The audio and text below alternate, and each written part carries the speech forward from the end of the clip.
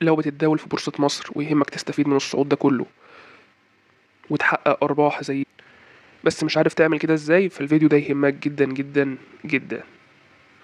انا شغال في بورصة مصر بقالي اكتر من 5 سنين، واقدر اساعدك تحقق ارباح زي دي واكتر. عندك مثلا دي صفقة دخلناها يوم 25 نوفمبر، قررنا نخش سهم دومتي وقلنا ان هدفه هيبقى 27 جنيه.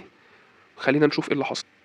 بالفعل يوم 25 نوفمبر كان السهم في سعر حوالي 22 جنيه و70 قرش، وبالفعل وصل ل 27 جنيه في أرباح توصل ل 19% في خلال شهر مثلا.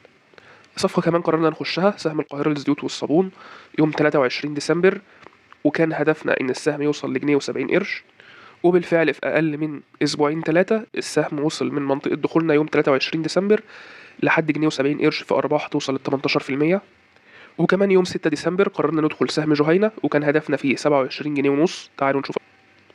بالفعل من نقطة دخولنا السهم اتحرك للهدف وحقق أرباح تقريبا توصل ل 18%.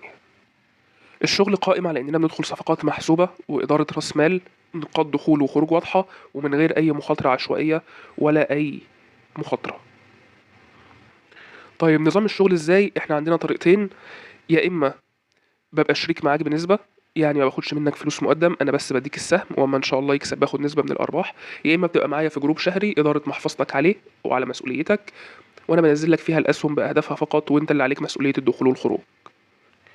يعني تاني باختصار، عندي جروب على التليجرام بننزل فيه الصفقات الخاصه، وفي جروب عام الناس بتسال فيه وانا بعمل فيديو على اليوتيوب برد فيه عليهم، وكمان في اداره محافظ زي ما قلنا بنسبه من الربح.